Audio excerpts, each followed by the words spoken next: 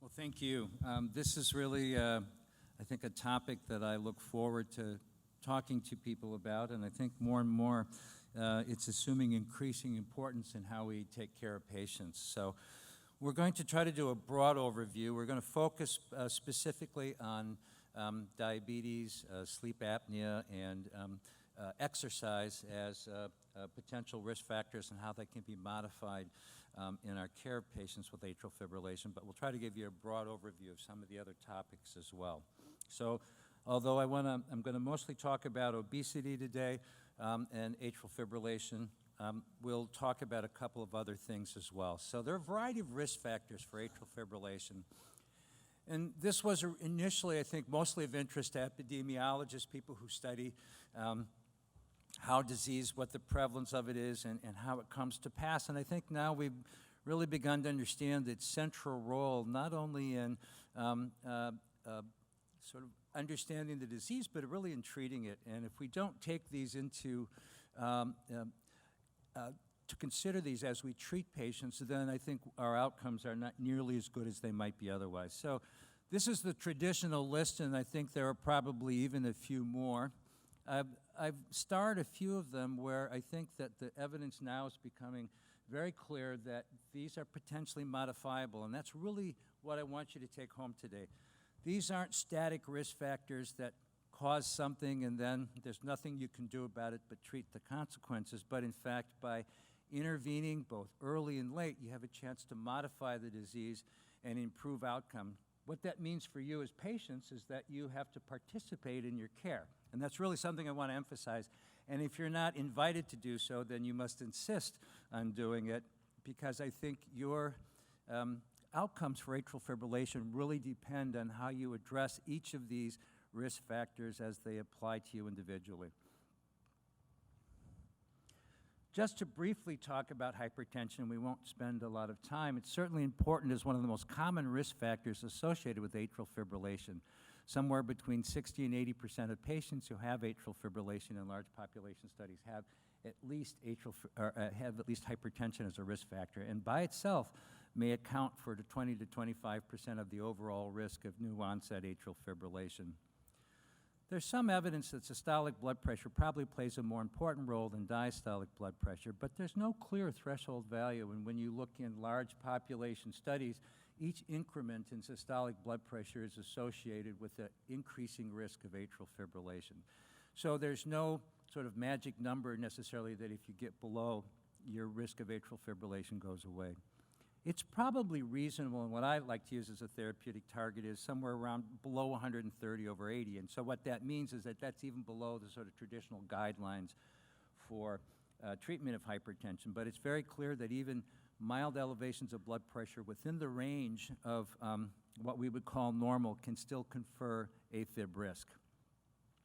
There's no clear superiority of one drug over another, although the control of atrial fibrillation certainly can improve the symptoms and the frequency with which you have atrial fibrillation. It's not clear that any single drug is absolutely better. There are some evidence that ACE inhibitors and ARBs, which are drugs that many of you may be on to treat your hypertension, may be particularly beneficial, particularly when you have relatively advanced hypertension with end organ involvement like thickening of the heart muscle, the left ventricular hypertrophy, as we call it.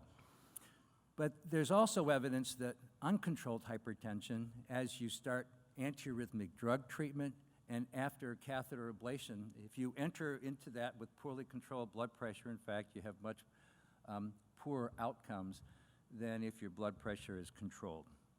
So that's all I'll have to say about this for right now. And moving on and just briefly again talking about diabetes, it's again become clear that from large population studies that if you have diabetes, you have about a 40% increased risk of atrial fibrillation developing it than if you don't. And this is independent of all the other traditional risk factors that you saw on the first slide. And this is just a case control study that makes it very clear that that's something that takes time. So all of these risk factors are present for a long time, and it's over that time that something's happening, and we'll talk about what that something is. So it doesn't happen right away, and you can see in this case the differences aren't manifest for more than 5 years that you start to see the increased risk of atrial fibrillation after diabetes. But it's also clearly related to blood glucose control. And on the right half, you can see that, and what you see are 7, less than 7, 7 to 8. Those are the mean hemoglobin A1C levels over the course of follow-up. And in this particular case, follow-up was over 20 years.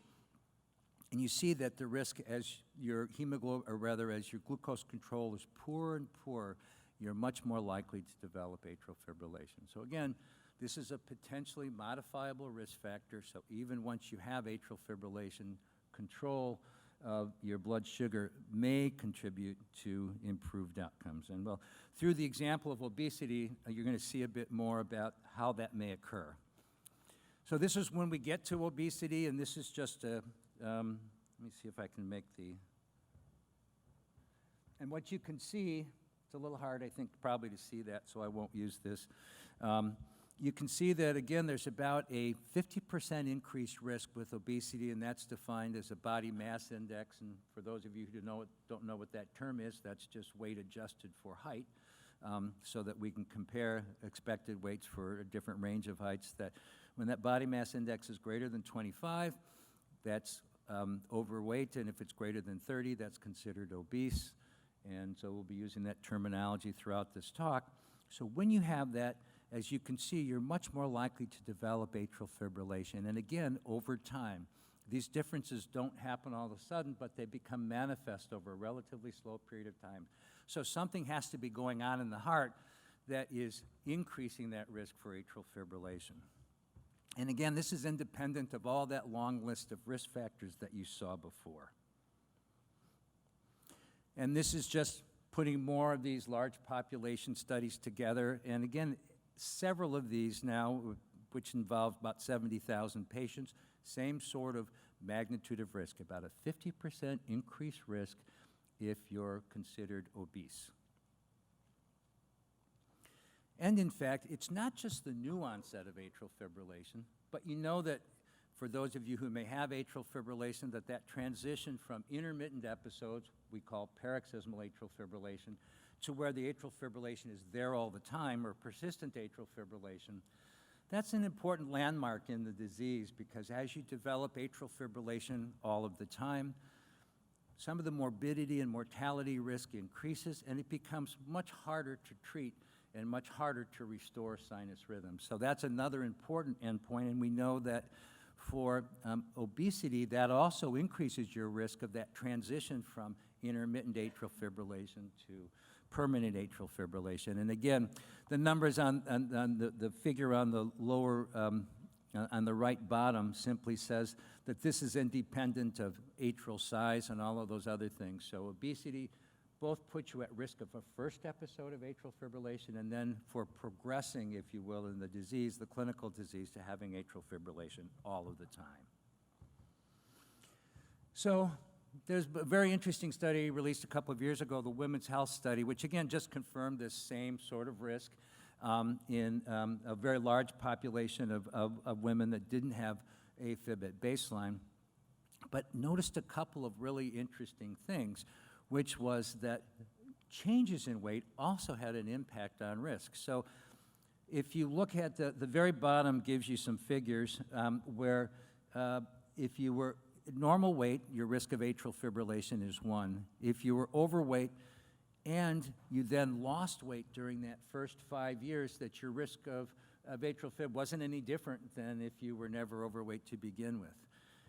And that's a very important observation, whereas if you stayed the same weight or you gained even more weight within the obese category, your risk of atrial fibrillation stayed the same or increased. So it says that not only is it a predictor, but it's a modifiable predictor, that if you lose weight, your risk of atrial fibrillation may become less.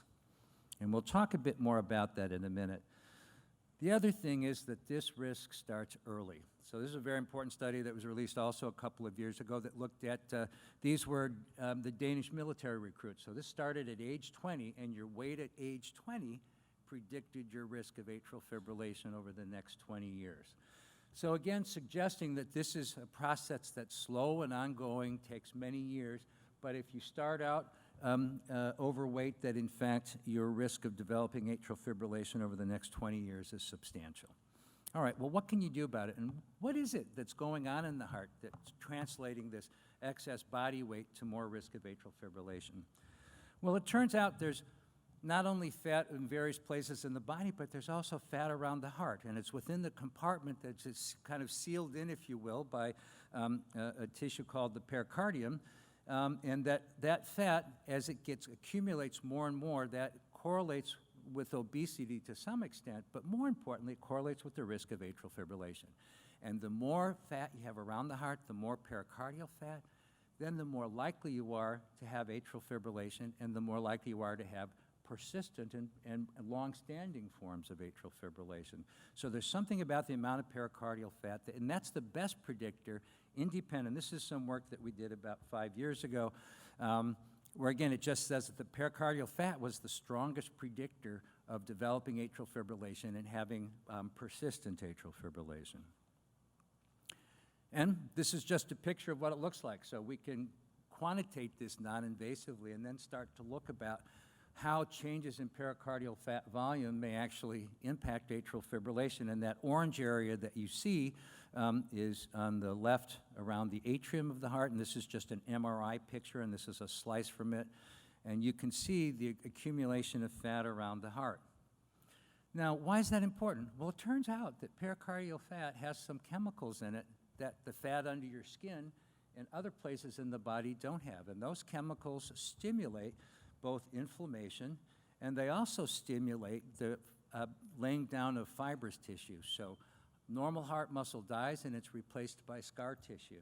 And that's related to the amount of pericardial fat that you have. And in fact, you can actually induce this in a cell culture by putting in extracts from fat around the heart that's taken away at cardiac surgery and comparing it under the skin.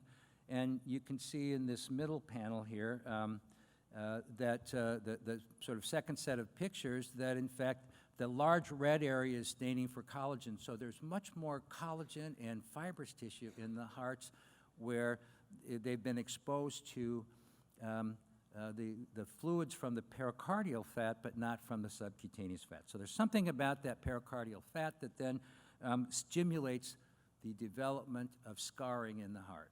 And that's what causes atrial fibrillation, and that's the central thing. And as we've seen from those population studies, this starts early. This is a disease like atherosclerosis, where plaques build up in the arteries in your 20s and 30s, and then ultimately expresses disease later in life, heart attacks and angina.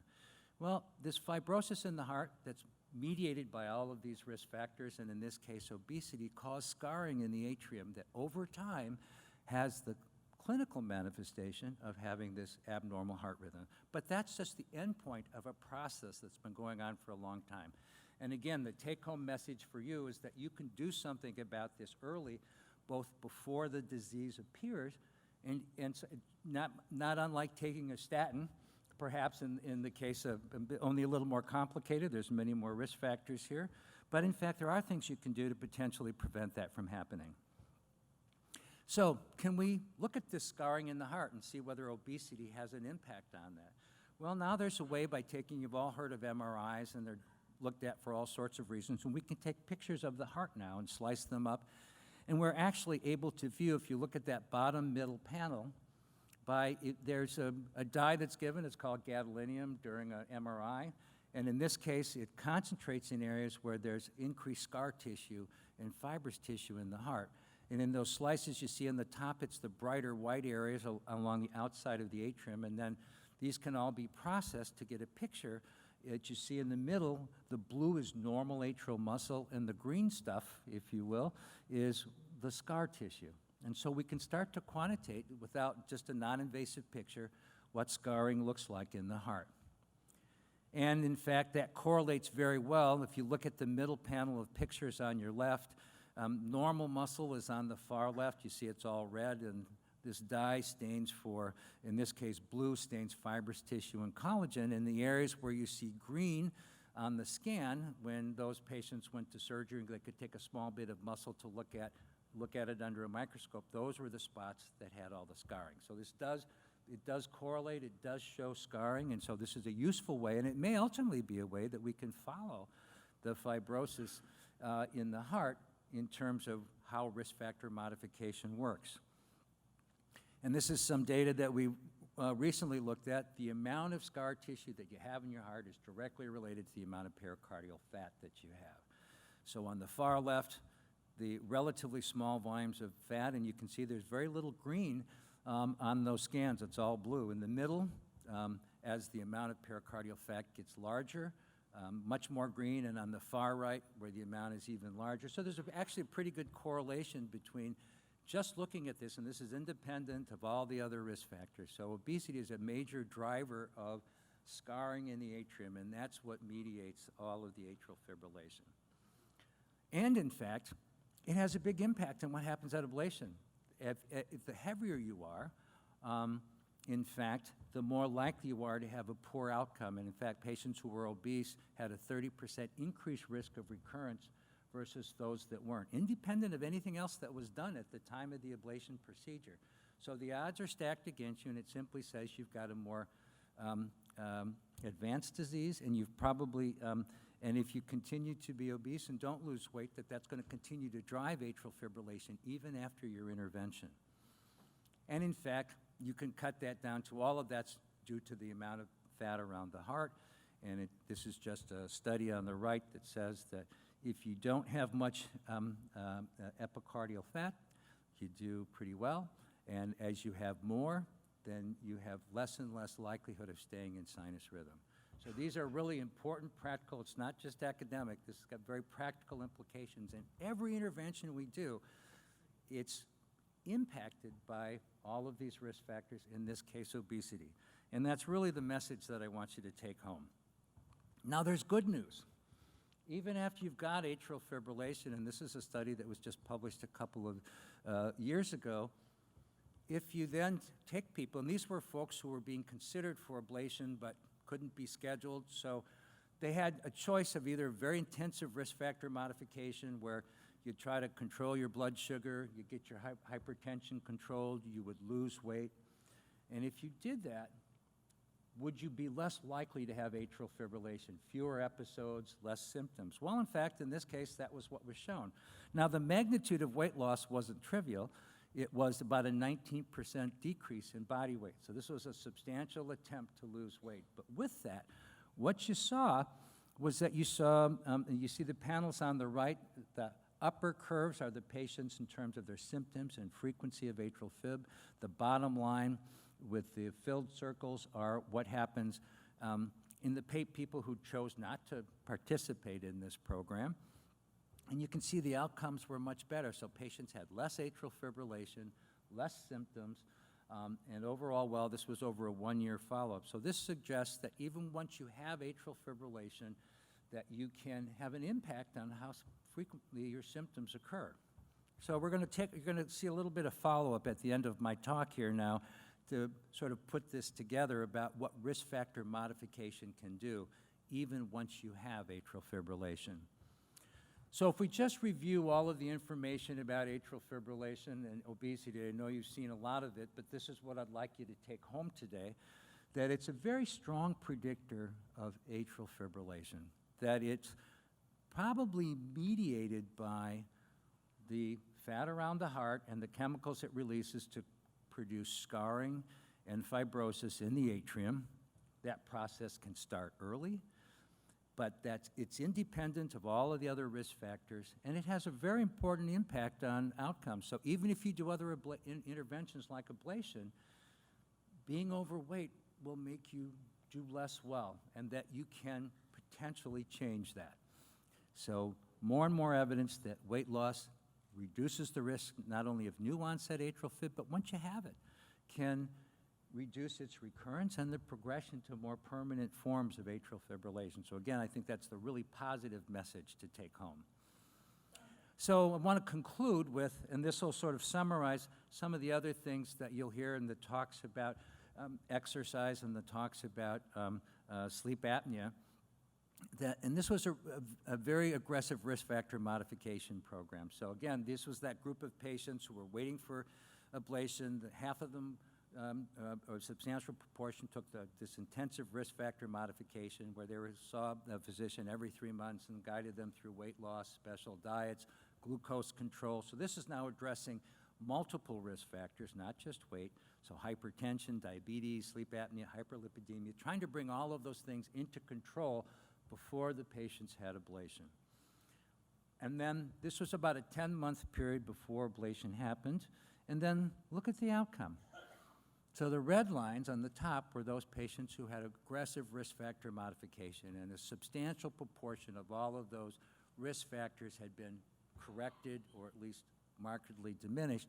And the bottom line was kind of the usual care where the doctor said, well, lose weight, get your blood pressure under control, but we're not, you do it. We don't have anything to do with that. That's up to you.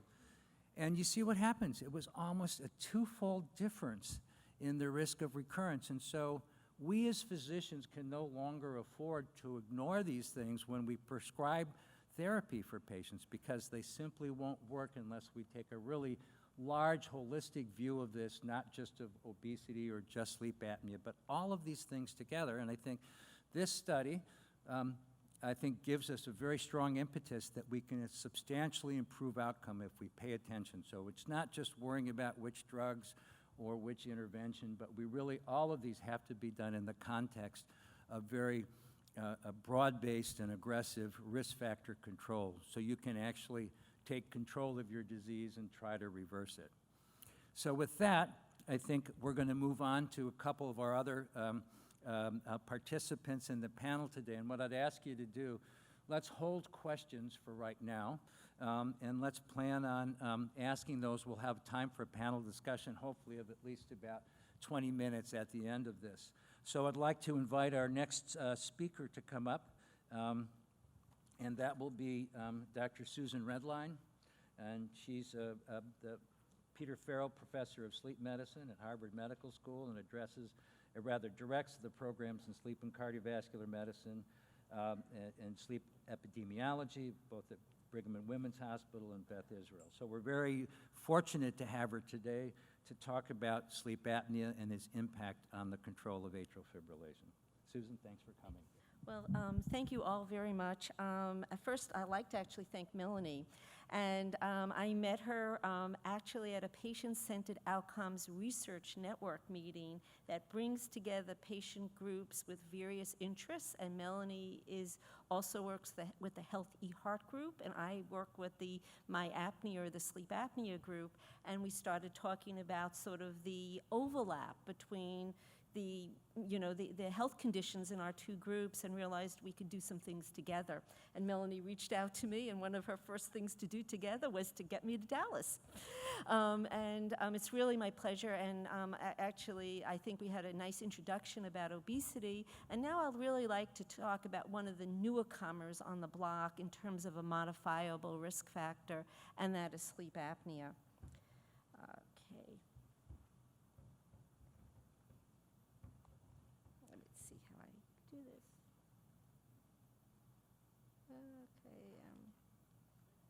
Okay, so for those of you who may not be aware of sleep apnea, it's a condition that we define it by measuring your sleep and breathing overnight.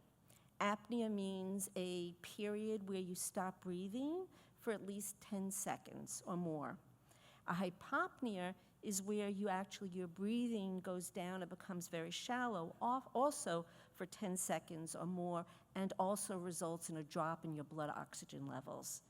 And what we do is to diagnose sleep apnea, we actually count the number of these apneas and hypopneas that you experience overnight, and we actually determine an index, which we call the apnea-hypopnea index, AHI, and that's the total number of these events divided by your hours of sleep.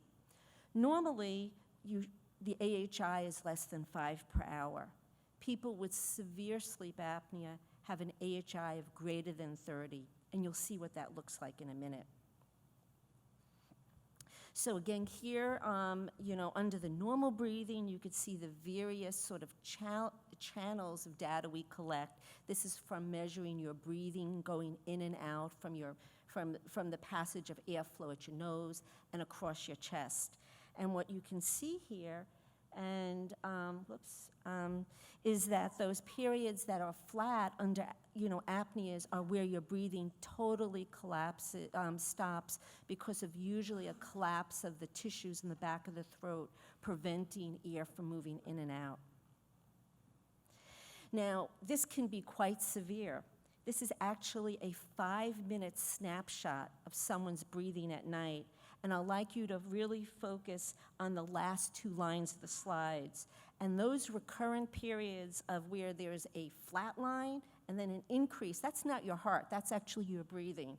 Flat line, increase, flat line, increase. And under there, you see the seesaw pattern. You know, that dip pattern? That's the oxygen level falling with each and every drop in your breathing. And when that happens, when your oxygen drops, there's a surge in the catecholamines or adrenaline in your system, and your blood pressure can go up to very, very high levels, and there can be a release of these inflammatory chemicals in the blood, again, contributing to some of that pathogenesis of sleep apnea that Dr. Wilbur talked about. Now, sleep apnea, is now increasingly recognized in the population as a significant contributor to health problems. And unfortunately, it's actually quite prevalent. It's the latest estimates are almost 1 in 5 people in the older people in the general population have sleep apnea.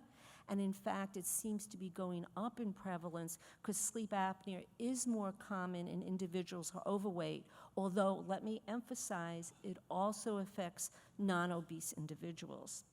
What's particularly concerning is that the vast majority of people with sleep apnea, 85%, it's been estimated, are undiagnosed.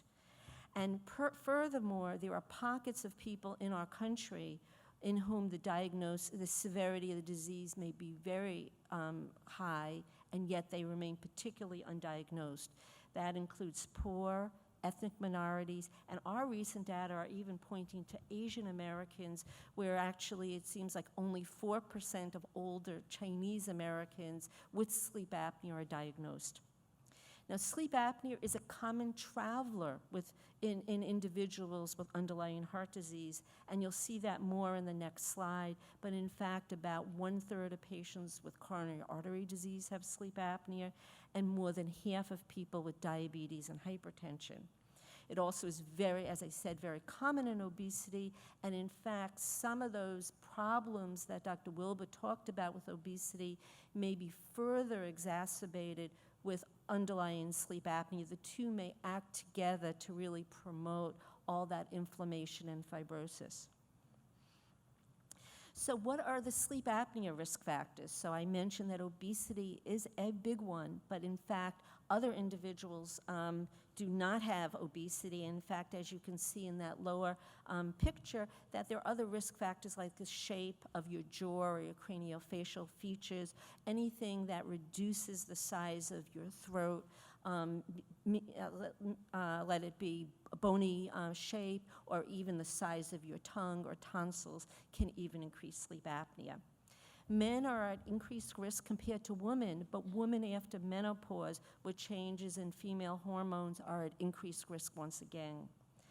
Sleep apnea, like atrial fibrillation, gets more prevalent as we get older. Sleep apnea is increased if you have a family member with the disease.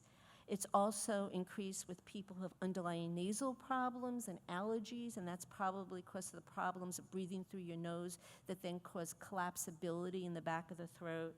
And actually, on an ongoing basis, think about I don't know what you did last night, but if you had a drink of alcohol before bed, you were likely to have one of the classic symptoms of sleep apnea, which was loud snoring and snorting. So alcohol will reduce the tone of the throat muscles and can make sleep apnea worse. Now, why do we care about sleep apnea? So first of all, by not having these recurrent periods where your breathing stops at night, we also prevent the body from going into good deep sleep. that's needed to really, for adequate alertness during the day and cognitive function and well-being. And so people with sleep apnea commonly have problems. They report with behavior or attention problems or just feel poorly during the day.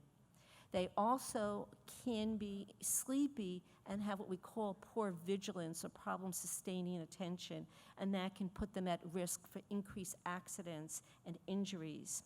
But we also know, as I alluded to, that sleep apnea actually has metabolic changes. It can actually increase your levels of insulin and increase insulin resistance and also cause changes in your lipid levels. So there seems to be an increased risk of diabetes. And as I alluded to too, because of these surges of adrenaline at night, as well as these other inflammatory factors, people with sleep apnea are at increased risk for hypertension, for resistant or poorly controlled hypertension, for coronary artery events, heart failure, and arrhythmias and stroke. And finally, sleep apnea is associated with premature mortality. So here is a graph that shows the prevalence of sleep apnea in various heart diseases. So you could see among people with resistant hypertension that doesn't respond to 3 or more medications, the vast majority have sleep apnea. It's also quite common in heart failure, coronary artery disease, and angina. And in fact, in atrial fibrillation, it's estimated that 45% of patients with atrial fibrillation have sleep apnea. Now, why do patients with sleep apnea, with atrial fibrillation, have sleep apnea? Certainly, there are some underlying common risk factors like obesity and hypertension and diabetes. And some of those factors may be exacerbated by sleep apnea. As I mentioned, sleep apnea can contribute to both hypertension and diabetes. But there are additional mechanisms by which sleep apnea causes stresses on the heart that specifically may lead to arrhythmias. So for one thing is that as our breathing collapses at night with an apnea, we then have to struggle to open it up. I can't do that right now very well, but we struggle. And when we struggle to open it up, we actually cause an increase in the negative pressure, the subatmospheric pressure around the heart. And that causes stretching of the atrium and tension on the wall of the heart, and also will reduce blood flow or cause ischemia. So there are the mechanical stresses on the heart that can occur actually 100 times a night if you have severe sleep apnea with each breathing pause. We also, I alluded to the idea that, in fact, because oxygen levels drop, you could get acidotic, you have this release of catecholamines, that there will be release of chemicals and proteins that can contribute to inflammation and increase clotting that also may increase risk for arrhythmias. I mentioned we know sleep apnea also is, atrial fibrillation is associated with the autonomic nervous system and the balance between your sympathetic system, that fight or flight drive, and your vagal system, your parasympathetic system, your diving reflex.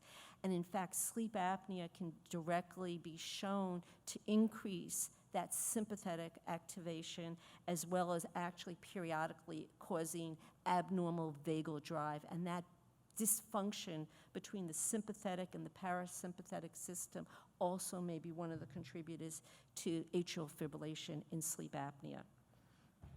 Now, here's a study my colleagues and I did from a large population study called the Sleep Heart Health Study. And what we did was we studied about over 5,000 individuals with overnight sleep studies. These are people who did not present with atrial fibrillation or sleep apnea. They were middle-aged to older individuals from general communities. And then we looked in their sleep study, because we do measure the ECG overnight, and looked to see how many people had atrial fibrillation overnight.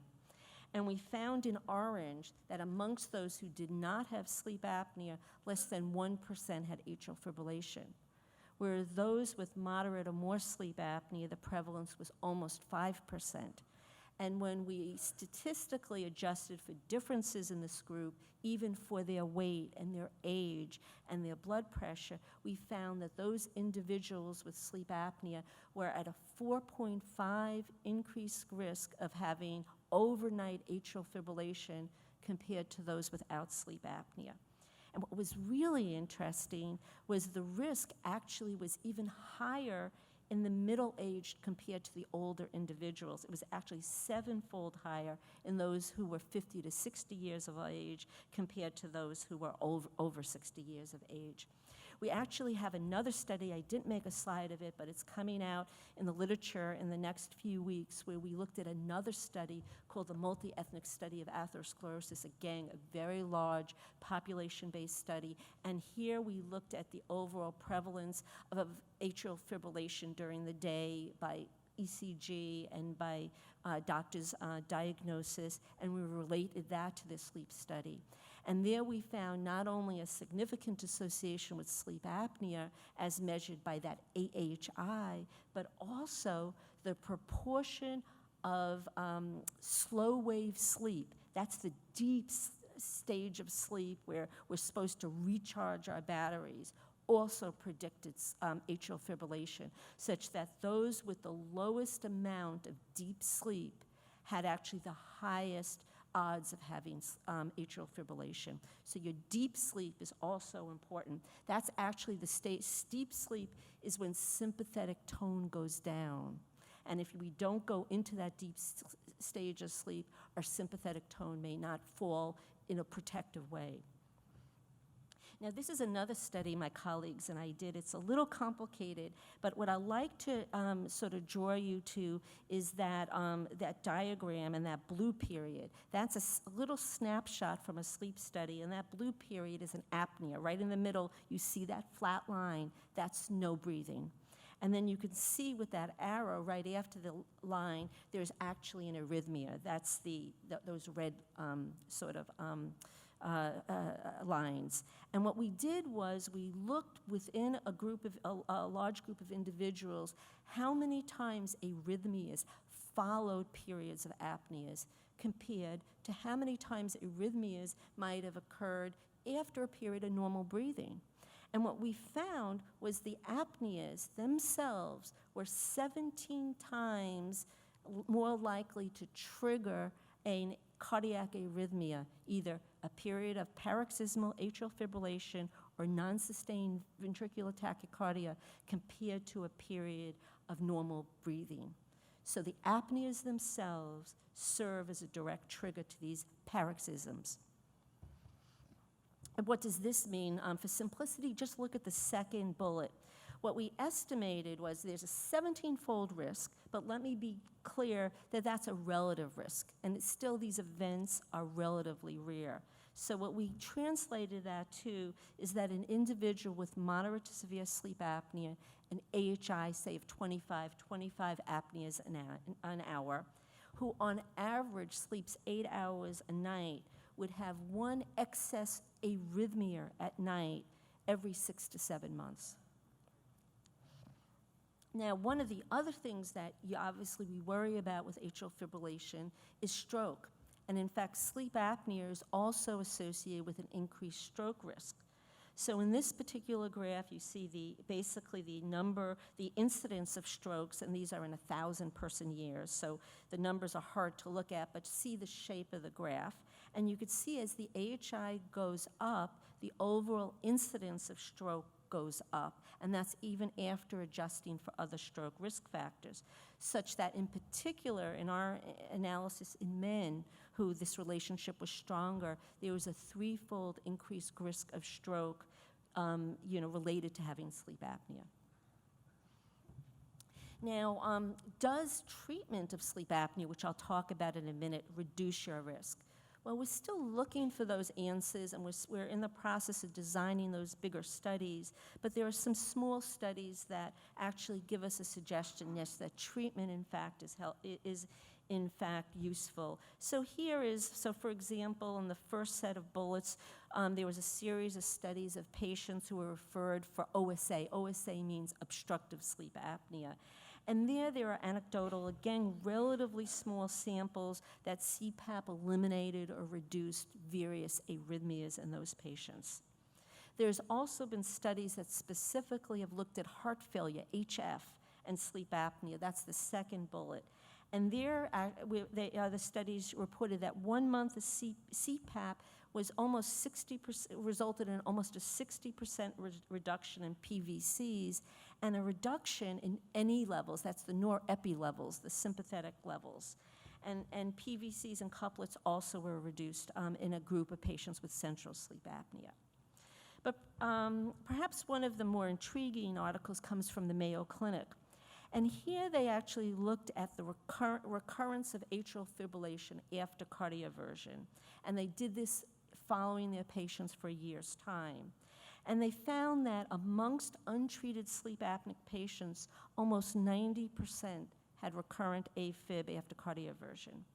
However, among the group in whom sleep apnea was treated, that rate was reduced by half to 47%, and in fact was a little smaller even than all comers to their sleep lab, where it was 53%. And although this study is really not perfect at all, it's not the way we do really high evidence studies, it provided very, very important information suggesting that treatment with CPAP in particular may reduce risk of recurrent AFib after cardioversion. Now let me actually talk a little bit more generally about sleep apnea. What are the symptoms? So if you are waking up at night, even when you don't realize it, just because you're having these arousals with breathing pauses, you may be sleepy during the day. However, I see a lot of women in the audience. Women usually don't report sleepiness. I don't know why, but they often more likely to report fatigue, and therefore their doctors often don't recognize sleep apnea. Snoring is another symptom. Snoring basically results from turbulence of airflow in your throat. It's the vibration of tissues as those throat tissues are narrowing. Pauses in breathing. At night, you may have a bed partner who is actually, or you've observed him, to snort and gasp at night. That's the throat struggling to open up after a collapse. And as I mentioned, fatigue. And also insomnia or problems getting to sleep, and again, in some people, even depression. How do we diagnose sleep apnea? Once upon a time, it required us to bring a patient into a laboratory overnight and make many, many measurements. However, now we have fairly simple tools. You could see this individual where we just measure very simply the airflow with a little cannula at the nose, a couple of bands around the chest, and a finger pulse oximeter. Now, how do we treat sleep apnea? Like everything we do, risk factor management is always important. Things like weight loss and managing your diabetes and blood pressure are always good things. Things to manage good sleep hygiene, getting good regular sleep is always helpful. However, we often need to go further than that, and actually one of the key things that we do is something called CPAP, and this woman on the top is modeling that, where in fact the CPAP machine, which is a little bedside machine people have, blows in air into the throat, and like a balloon that's blown up, it prevents the balloon or the throat from collapsing. It's not oxygen, it just is almost like a little stent. However, there are also these oral appliances that's shown below. These are devices that are put in the throat that you wear at bedtime that just bring the jaw open and therefore open the airway and stabilize it. There are also some surgeries that could be done. There are some newer medical devices that are thought to be a little less invasive depending on the severity of your disease and the specific your anatomy and your weight. There are a number of different options. Now, as I said, I met Melanie through the PCORI, the Patient-Centered Outcomes Research Network, and I really encourage you. Just as you're very enthusiastic about atrial fibrillation, I'm enthusiastic about the link between atrial fibrillation and sleep apnea. And on your tables and in the hallway, I've been encouraging you to spread the word because we want to link these two conditions, and we want patients to have a say about how we study things like the role of sleep apnea treatment on atrial fibrillation. And so we are actually actively recruiting patients with sleep apnea, their family members, even their children, to really help tell us how we could also better develop better research for sleep apnea, including its really linked to atrial fibrillation. And there's actually some education, there's a dashboard, and we continue to develop that. So in summary, sleep apnea is common in the population, especially in people with heart disease. It's associated with a fourfold increased risk of atrial fibrillation. Our data seem to suggest that that apneas directly trigger arrhythmias during sleep. Untreated sleep apnea is associated with an increased risk of recurrent AFib after cardioversion, and that seems to respond to sleep apnea treatment. We need better research on the role of CPAP and other sleep apnea treatments on preventing and managing AFib. And in fact, we have some opportunities through patient groups and other research organizations to work together. So thank you very much for your time. So we'll move on to our last speaker in the didactic portion of the program. And I want to encourage anybody, formulate your questions. If you're uncomfortable coming to the microphone, write them down. You can pass them on to Melanie, and she'll give them to us. Our last speaker is Dr. Mark Link, who's a professor of medicine at Tufts University, and he's the director of the Center for Evaluation of Athletes. And so therefore highly qualified to talk about the impact of exercise and atrial fibrillation. And I think for all of us, it's been a little bit confusing. How much is enough? How much is too much? So we're going to get those answers next. Mark?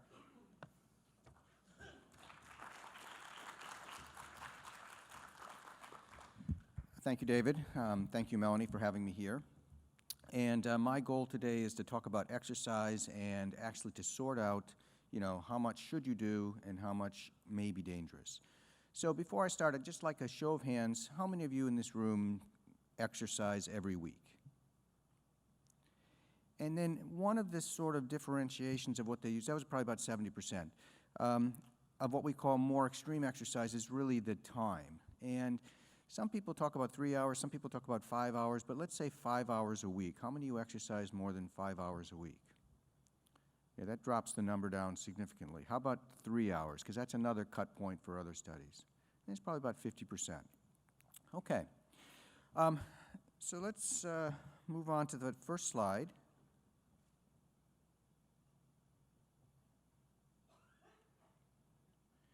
And this, some of this stuff's going to be background, so we'll go through it very quickly, but it's just in order to frame the talk even more for myself. We've all heard about how prevalent the AFib is in the population.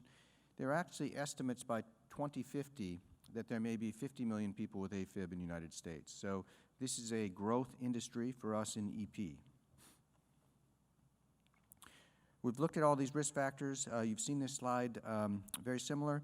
My goal is to talk about the last two. That's the caffeine and other stimulants and excessive exercise.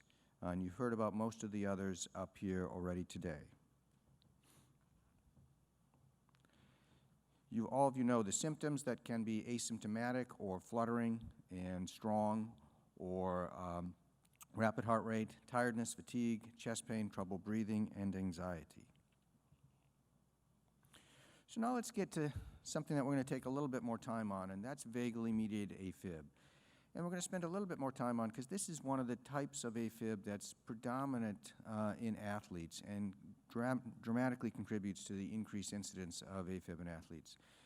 Vagal tone and sympathetic tone are opposite, and they, in many ways, are responsible for your heart rate, your blood pressure, your gut, but this is the nervous system that you don't think about, and that runs on its own in the background and contributes to the ability to maintain blood pressure, the ability to raise your heart rate with exercise. The sympathetic tone is what drives the fight or flight reaction. That's what causes your heart rate to go up, your blood pressure to go up, and we've heard about that a little bit with what happens with changes in sleep. The vagal tone is the opposite of the sympathetic tone, and that's what causes your heart rate to drop, which causes you to adjust the heart rate when you rest.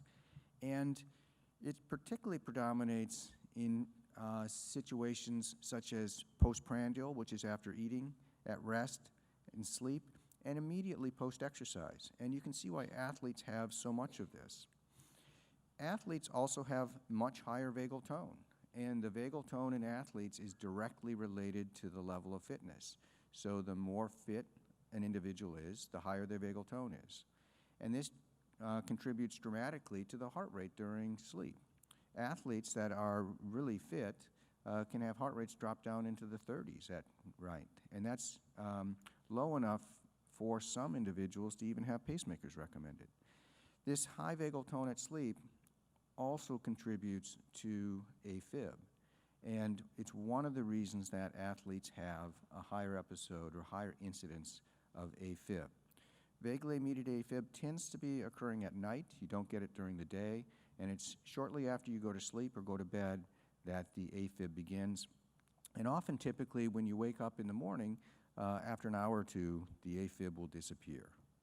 So again, one of the common types of AFib we see in athletes. Adrenergic or sympathetic mediated AFib is less common. So it's much rarer compared to vagal AFib. This occurs during situations in which you have a sympathetic drive. So it's heightened anxiety, heightened exercise, heightened fear. And it's preceded by a rapid normal heart rate, normal sinus rhythm that gets sinus tachycardia. And for these individuals, often when they stop exercising, the AFib will go away. And this is particularly a type of AFib in which beta blockers can actually prevent AFib very, very well, which is, kind of unusual with AFib. Beta blockers really we don't think of as antiarrhythmic drugs for most people with AFib. They just control the heart rate when you go into AFib. And it's also important because this sympathetically mediated AFib rarely progresses to permanent or chronic AFib. So it's a different bird than typical AFib. And in fact, both adrenergic and vaguely mediated AFib are different types of AFib. Now, I'm not going to go over this whole slide, but I'm just showing this because exercise is really quite complicated. Both during the acute exercise stress on the right-hand side, where there's increased sympathetic tone, which leads to a cascade of activities in the heart, and then immediately post-exercise, where you have a drop in sympathetic tone and increase in vagal tone, again leads to another complete change in the physiology in the heart and the body. Complications we all know about. Diagnosis we all know about. It requires an EKG. And I'm going to focus on the treatment or prevention, and that's going to be excess exercise and caffeine. So, most of us know the benefits of exercise. They're really quite pleomorphic. They affect many of the body systems. The exercise improves cholesterol. It reduces the risk of a myocardial infarction. And spend a little bit of time talking about heart attacks. Heart attack we are trying to get away from in the medical profession because heart attack really is very nebulous. It can either mean a myocardial infarction, which is a plumbing problem where the blood flow to the heart is interrupted and the heart dies, heart tissue dies, or it can also refer to sudden cardiac death, which is an arrhythmia problem and an electrical problem. So you can see when a patient says, my dad had a heart attack, that doesn't help us much because they're different things. And it's very different whether the father had a myocardial infarction or whether the father had a sudden cardiac death. So again, we're trying to get away from heart attack and be a little bit more specific because it can mean those two things. Exercise also reduces obesity. Exercise reduces blood pressure. It improves diabetes. It reduces stress. It helps with quitting smoking. And I can't tell you, I tell my patients all the time if they're smoking, you have to start exercising because once you start exercising, you'll realize how bad smoking is for you. And a number of my patients, this is the only way they could actually quit smoking, was actually to get on a bike, to start jogging, do something that really made them feel what smoking was doing to their lungs. And, you know, the question before us today and the question that comes up frequently is how much exercise do you need to do? What do you absolutely need to do to get the health benefits of exercise? There's a tremendous amount of data coming out over this comment or over this issue. And what's shown, and I could show you 100 slides that show this, is that just doing something, getting out there and walking, makes a tremendous difference. You probably get 70% of the benefit of exercise just from being active and walking 20 to 30 minutes a day. And when I mean walking, it has to be walking fast enough to get your heart rate up. That's sort of the threshold. You have to get some workout. You can't just go for a stroll around the stroll around the block with your poodle. You have to really get your heart rate up and exercise a bit. But if you do that, that's about 70% of the benefits of exercise. Now, more vigorous exercise typically will get you more benefit, both in terms of weight loss, in terms of diabetic control, in terms of longevity. And there have been many of studies that have shown that the highest quartile of exercisers do the best in terms of longevity. And this is a difficult slide, but I just want to show you and walk you through this slide. We're going to shift a little bit from longevity, in which all these studies have shown the most fit individuals and the most fit individuals over time in general have an increased longevity compared to the ones that are less fit. Now let's shift to AFib, because here the story is a little bit more contradictory in that extreme exercise may actually increase the risk of AFib, which is sort of a paradox compared to what it does with longevity and coronary disease. You can see that this slide is the walking distance blocks per week, and the reference is 1, and that's the individuals are hardly walking because it's 0 to 4 blocks a week. As you increase the number of blocks you walk, you can see that the risk of AFib drops in this study. Now, this is walking. This is not extreme jogging. You can also see as the walking pace is faster, the risk of AFib decreases. So with moderate exercise, the risk decreases for AFib. And this is shown in this plot trend. You can see that those individuals that are the healthiest walkers have the lowest risk of AFib. But here's the problem with extreme exercise. You can see that with extreme exercise, it's much more difficult on the body. You get increased catecholamines, increased preloads, and probably the worst problem with extreme exercise is the increased pressures that occur in the heart. And these increased pressures in the heart can, over time, cause strain to the tissue, can cause scarring, can cause fibrosis, and again, over 10 to 15 years of that kind of strain on the heart, you can actually get a substrate that is conducive for AFib.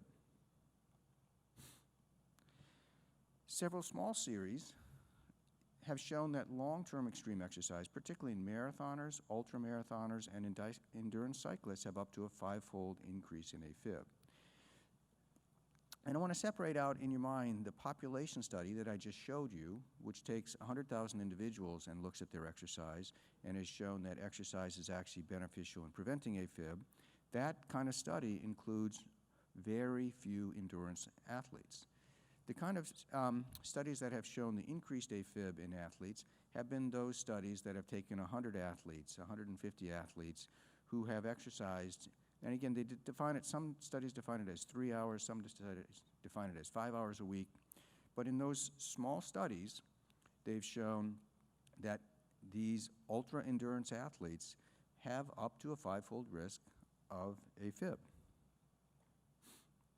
And this shows you a study from 2012 that shows you the incidence of AFib in aflutter athletes.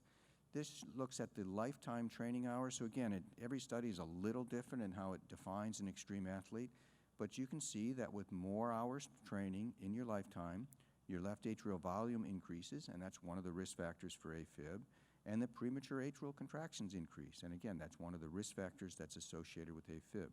And I could show you study after study of this, that the really extreme athletes are going to have more AFib. But this is only true for the real extreme athletes, and I think that's the important take-home message that you must leave here with, in that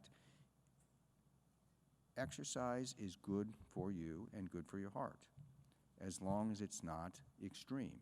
But I don't think that's an issue for too many of us, and I think most of us would characterize as being benefited by athletics. And here's a meta-analysis of AFib and exercise. Again, this is a study that takes a large population view, and when you take a large population view, there's no increase in AFib with athletes.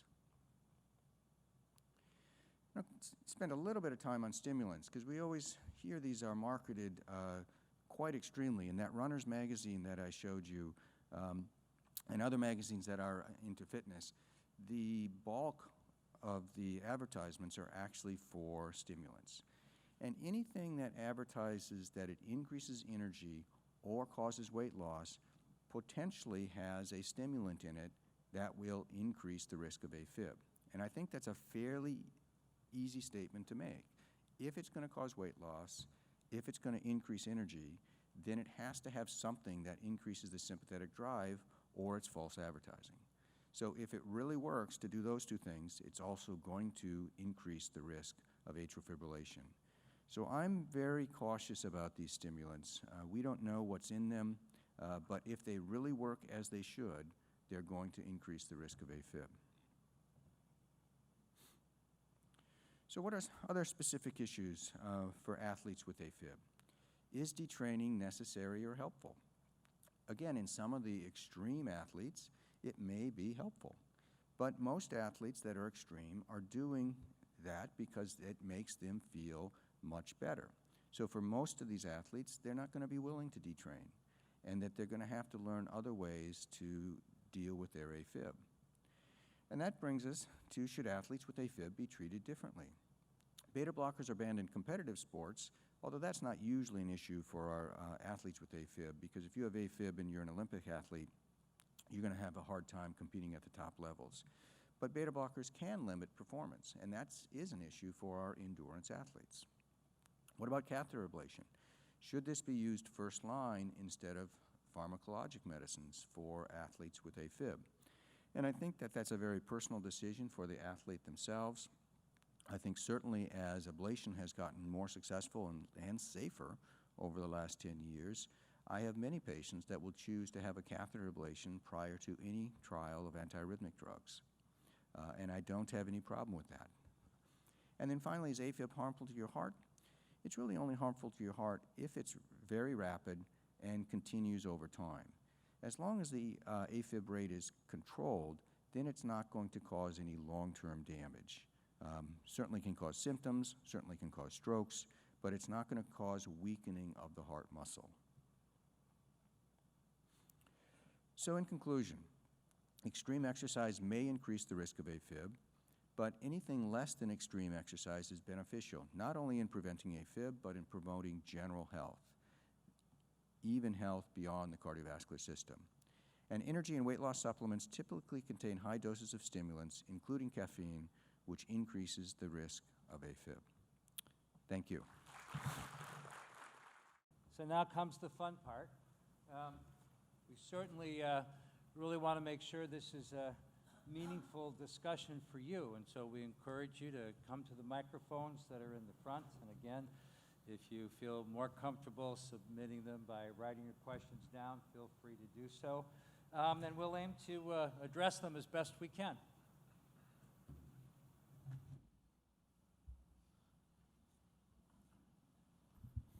Morning.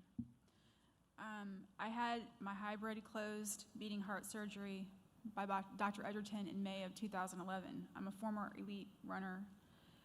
My resting heart rate at the time was 33 beats per minute while training. 2 times a day I was training 7 days a week. After training now, my heart while sleeping goes into atrial fib and ventricular tachycardia.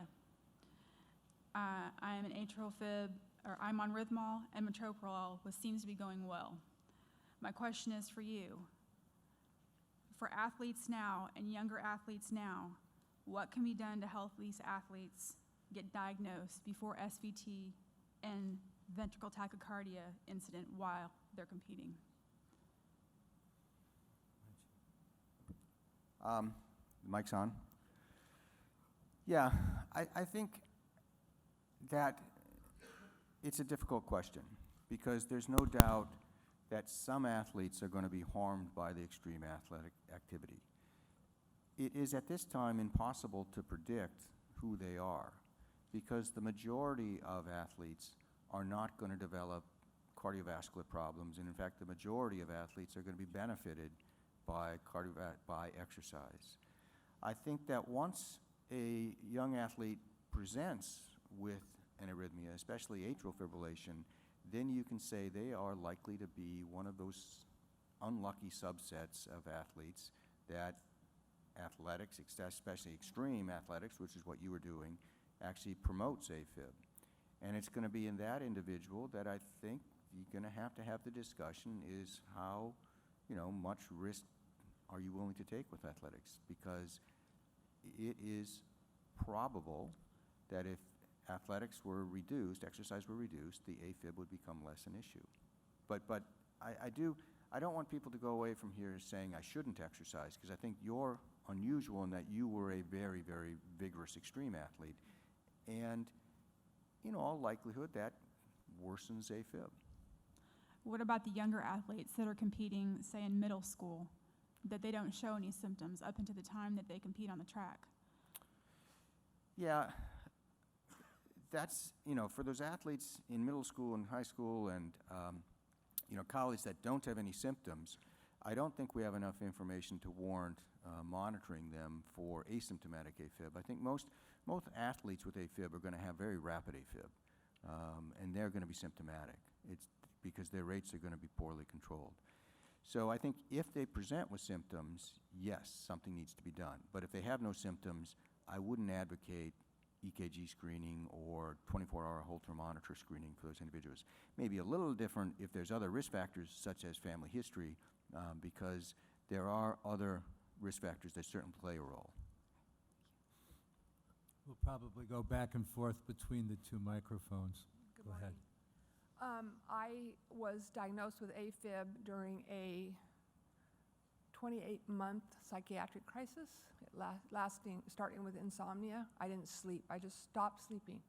So I'm very interested because I now work with PTSD survivors and thrivers, and I'm interested in this parasympathetic-sympathetic difference in people with AFib. My anxiety, I was told by the PA who first treated me in Heart Hospital Albuquerque that I was triggered my AFib with the insomnia and the anxiety. I had severe agoraphobia for 2 years. Did not go out unless I absolutely was an emergency. And I was in a major depressive episode. Did that trigger my AFib? Well, we didn't have a chance really to address the topic of stress and atrial fibrillation, and one of the problems, of course, is that stress is really hard to quantify. And so it makes it very difficult. I think there's no doubt, and there's some studies that at least by patient-perceived level of stress, that there does seem to be perhaps some, and there have been some, or job stress even, there have been some data that suggests that stress and more frequent levels of atrial fibrillation can occur. I think it's, again, a subtle interaction. If it's the only thing in your life, is it possible that quote-unquote cause atrial fib? We don't know. Unlike some of the other things like sleep apnea and obesity, where you can see a link between atrial fib, or rather between the problem and fibrosis in the heart, I'm unaware of anything that has looked at stress per se as causing fibrosis. We certainly know, because of all the changes in autonomic tone that you mentioned, that it's a trigger, and whether or not it actually contributes over time with chronic stress, does that by itself, can that increase levels of scarring and fibrosis in the atrium? I don't think we know, but now that we have some of these non-invasive techniques for following scarring, perhaps we'll get an answer to it. Go ahead. I could add to the, I didn't actually have a chance to talk about insomnia per se, which, just as a note, insomnia is a disorder that's actually also quite common in the population. About 15% of us have had chronic insomnia at some point in our life. And it's basically, it's a disorder defined as difficulties getting to sleep, staying asleep, or frequent awakenings. But we now recognize that insomnia is a disorder of hyperarousal. So it is a disorder that's often tightly linked to anxiety and the kind of stresses that Dr. Wilbur has told. Now, there's very little about insomnia and atrial fibrillation, but there is growing evidence that insomnia as this disorder of hyperarousal is a risk factor for heart attacks or myocardial infarctions and perhaps even heart failure. So there's some really important work to be done to understand it, and again, because insomnia is so associated with stress, anxiety, and depression, and also, especially in women, can be a symptom of sleep apnea. Can I have a couple more? I have a couple more that are tied to this. I'm drug resistant to antidepressants. I'm genetically drug resistant. So after 10 meds, I agreed to have ECT, electroconvulsive therapy, which did, in 5 treatments, I was smiling again.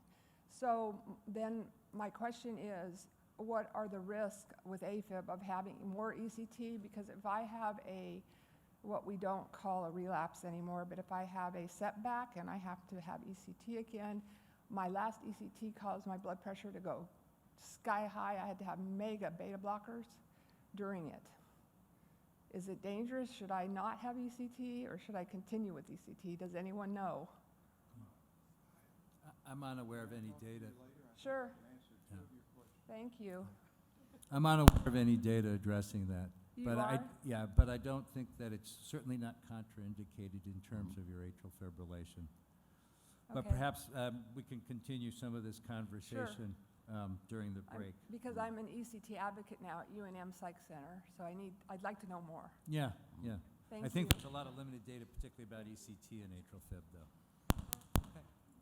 Yeah, another risk factor. I'm ready to adjust to all of the lifestyle changes and so on we've been talking about. But one I have a little bit of a problem with. I love my beer in the evening. Can you comment a little bit about the alcohol and AFib? My doctor says 2 beers a day. I've heard various opinions on that, and can you have your comments? I think we probably each can sort of comment on that. Mark, why don't you start? Yeah, I like my 2 wines a day too, so I'm with you there. I think the data on alcohol, and I'm going to stay away from the data on alcohol and sleep apnea because I think that we'll hear more about that. But the data on alcohol and AFib are pretty clear in that it's really the binge drinking that causes the acute risk of AFib. And that's the kind of drinking that we call holiday heart. It's the Friday night party. It's the freshman going to college that drinks. There's no doubt that binge drinking is increasing the risk of AFib. But I don't know of any data that would say 1 to 2 drinks a day of whatever alcoholic beverage you care to drink increases your risk of AFib. And I think there's actually probably more data that would suggest that 1 to 2 drinks a day from a general cardiovascular standpoint is not unhealthy. I will add that my biggest recommendation is to try not to drink 2 hours before bedtime, because alcohol does have this acute relaxing effect on the throat. It also, although it can help induce sleep, some people take a drink to get them to sleep. When the alcohol levels go down in the middle of the sleep, you'll wake up and you'll have disrupted sleep. I also have sleep apnea, so I'm aware of that. You have to drink in the morning. Breakfast. I think I'd agree with most of the things that have been said. And that general, probably 2 drinks a day, at least most of the older studies would suggest that that's not harmful. And there's been some argument about whether some kinds of alcohol, be it beer, hard liquor, or wine, are they different in their effects, and I think they're still controversial. So I think that's probably still a reasonable rule of thumb.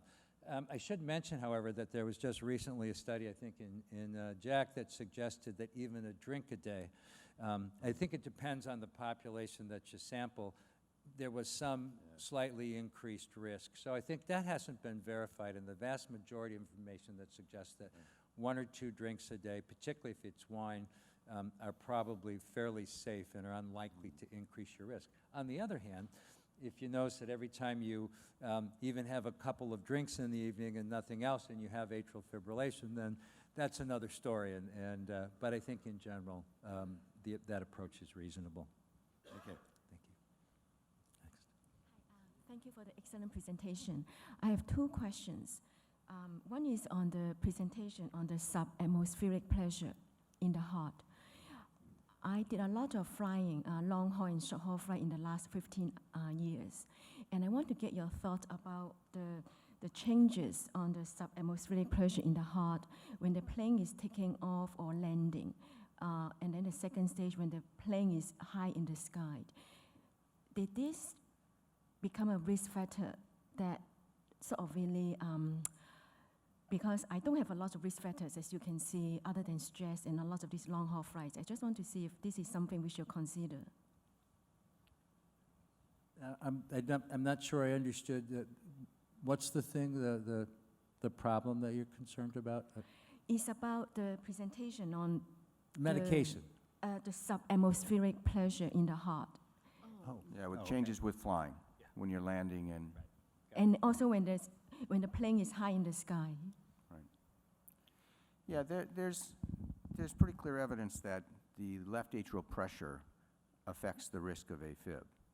And if you're not someone that, and there's no doubt with flying that atmospheric changes can affect left atrial pressure by a few percentage points. It's not a huge thing.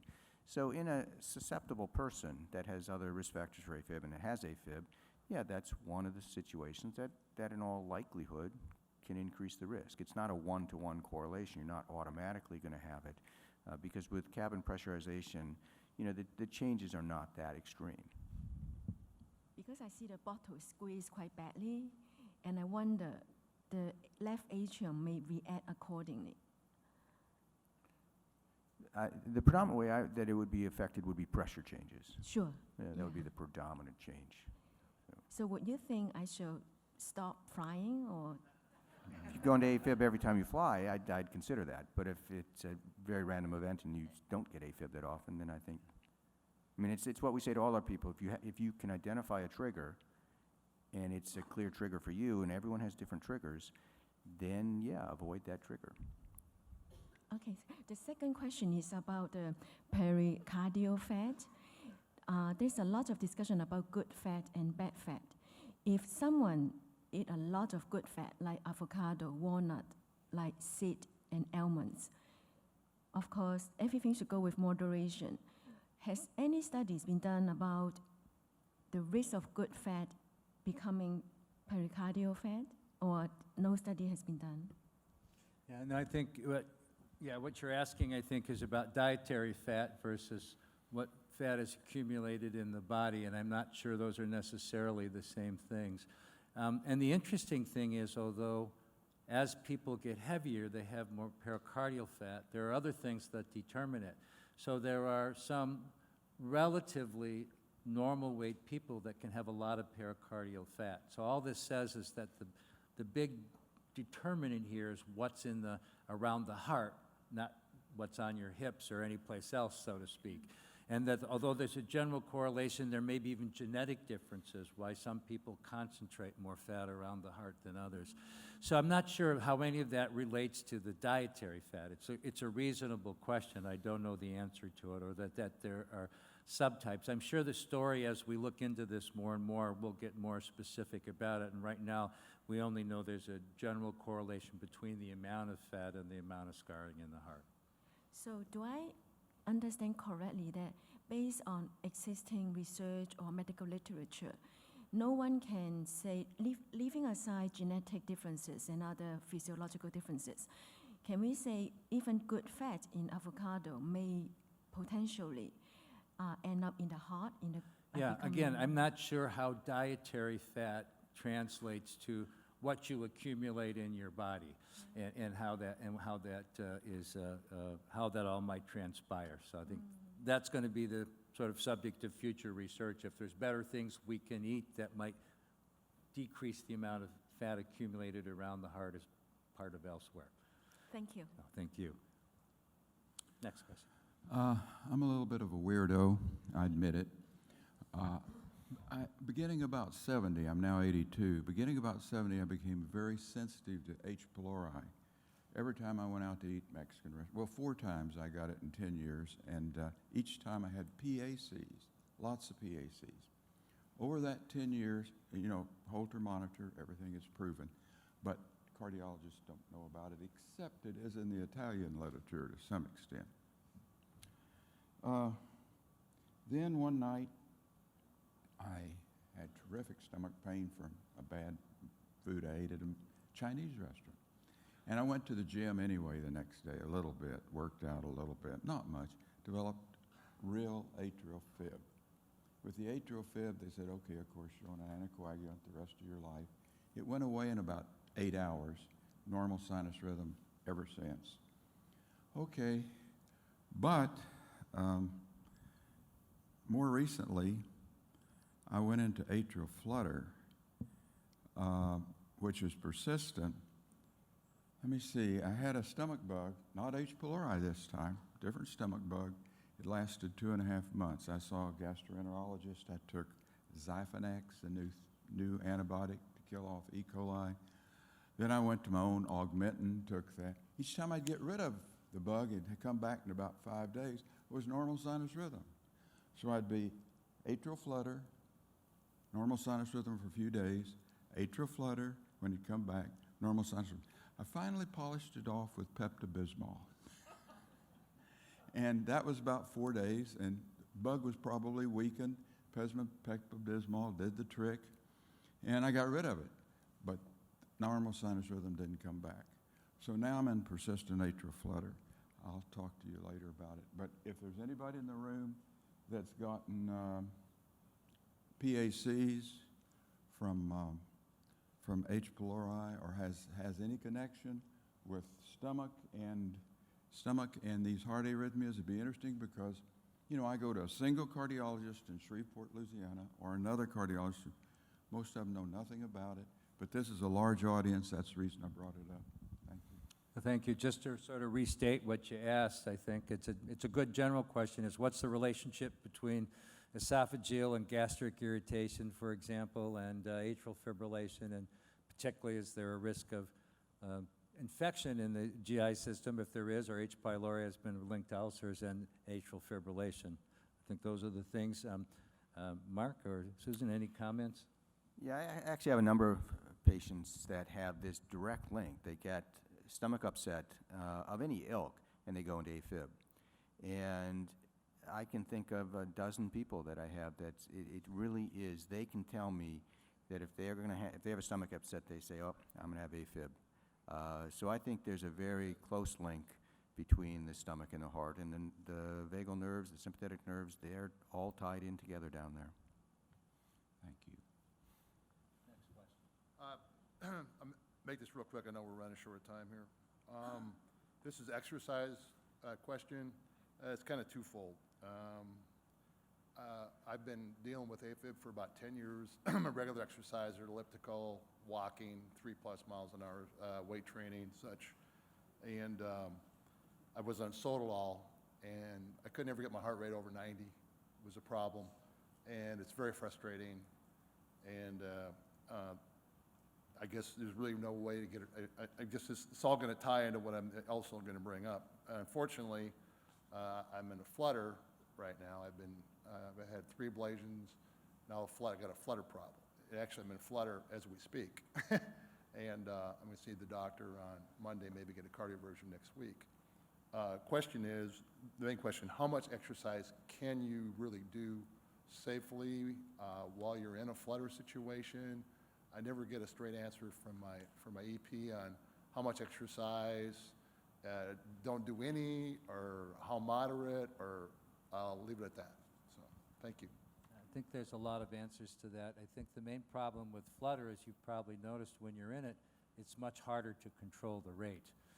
Unlike atrial fibrillation, where it's relatively easy to control the rate even during exercise, flutter tends to conduct kind of in ratios, so it's the flutter rate in the atrium is often 300, and it's some proportion of that's often 70 beats a minute at rest, but when just a little bit of exercise will suddenly double or even go 1-to-1, so your heart rate goes very fast. So I think that's a real problem, because then it's a matter of even trying to take drugs to slow the rate during flutter is much harder than it is during fibrillation. It's much easier to control the rate in general during exercise. And so we often run into this, and so it's much easier to restore sinus rhythm sometimes than to, there are people that have slow enough conduction in the AV node so that even during exercise they don't go too fast. But in general, it's hard to control rates, the ventricular response during flutter and exercise, and so I think you're just more limited.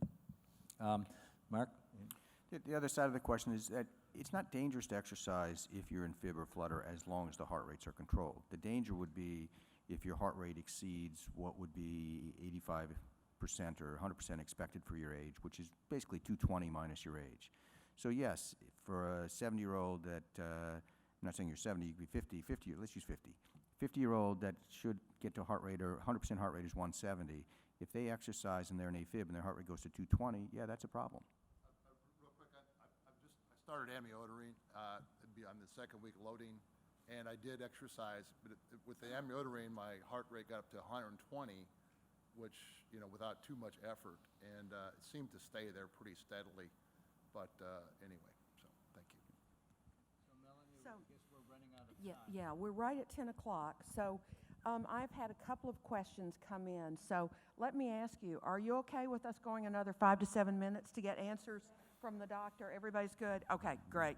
So with your permission, Dr. Link, to follow up to your question, or the question that you just answered, someone asked, you said that AFib doesn't hurt the heart muscle if the rate is controlled.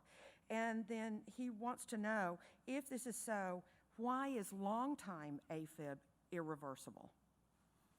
So AFib is not only a result of what's happened in the heart, it also causes things to happen in the heart. So with long-time AFib, what happens with the left atrium, which is really where the money is in AFib, the left atrium scars, dilates. And anytime the left atrium scars and dilates, it's going to be more and more difficult to maintain sinus rhythm.